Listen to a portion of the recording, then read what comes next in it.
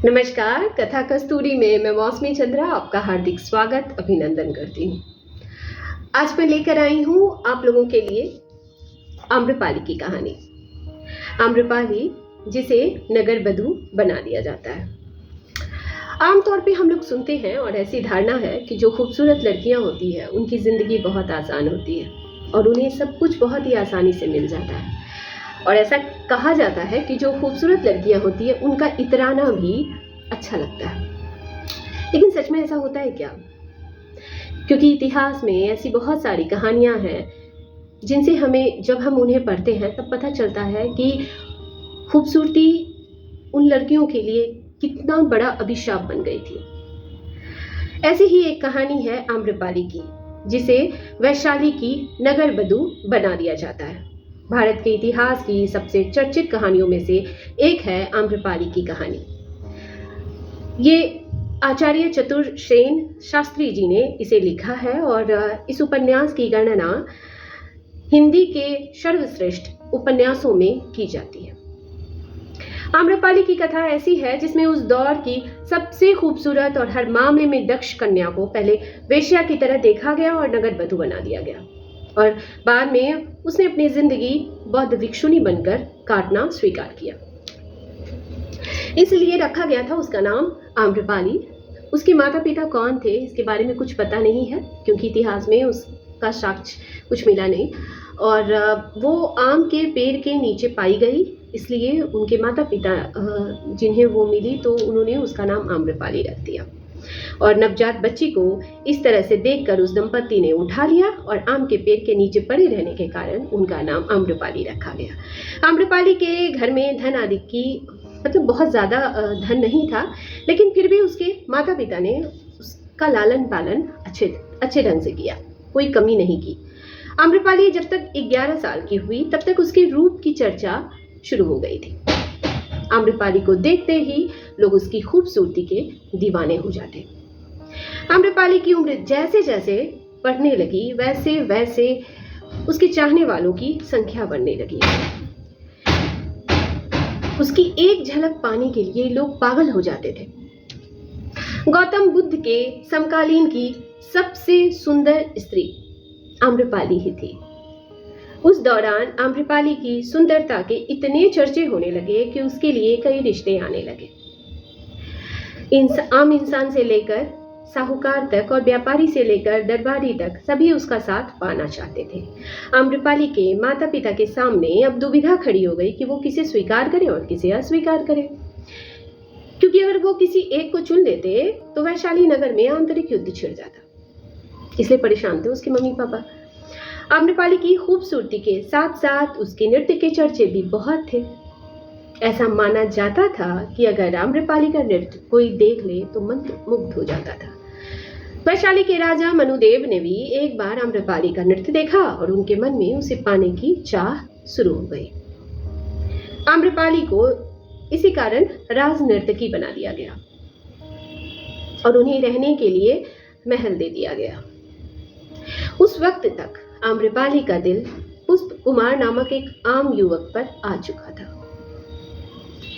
और वो उसके साथ शादी करना चाहती थी। राजा ने उनकी शादी के दिन ही पुष्प कुमार को मार डाला। इसके बाद आम्रपाली को राजा वैशाली नगर की नगर वधू घोषित कर दिए।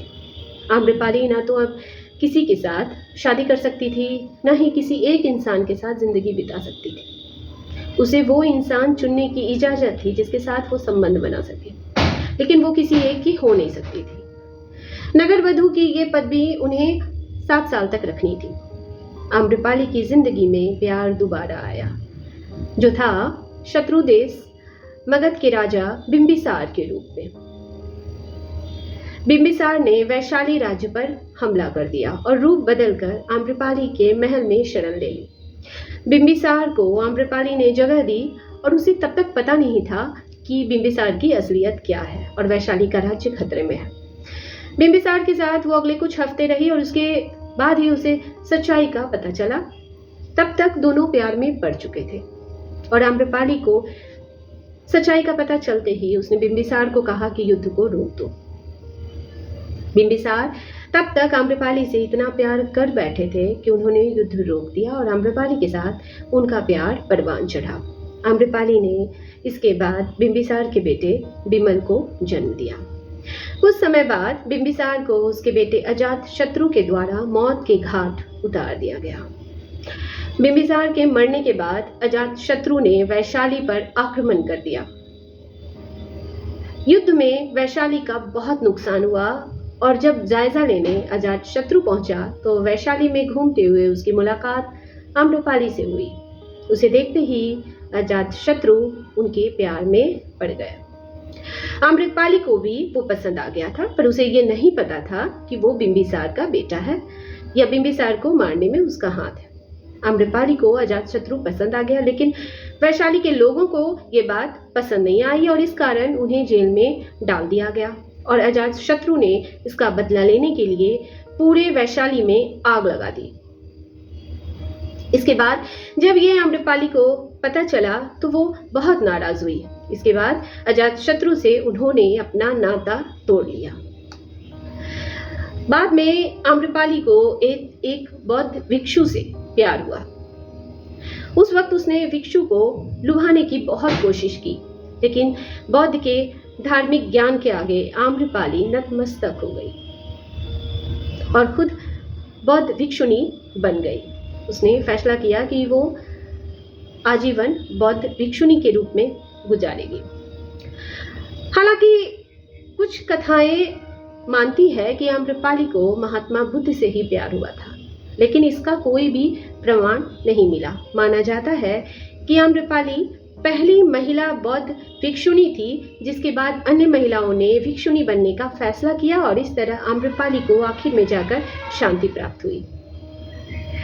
अपनी पूरी जिंदगी में आम्रपाली ने बहुत दुख देखे और हमेशा उनकी खूबसूरती ही उनकी खुशियों के आड़े आई। आम्रपाली की ये कहानी आपको कैसी लगी, ये हमें कमेंट बॉक्स में ज़रूर बताएं और अगर आपको अच्छी लगी हो तो ये लिंक शेयर करें और चैनल को ज़रूर से सब्सक्राइब करें। अगली बार फिर मिलती हूँ मैं कुछ नया लेकर। तब तक के लिए आप अपना ख्याल रखें, खुश रहें और अपना ध्यान रखें और मुझे सुनते रहें। नमस्कार।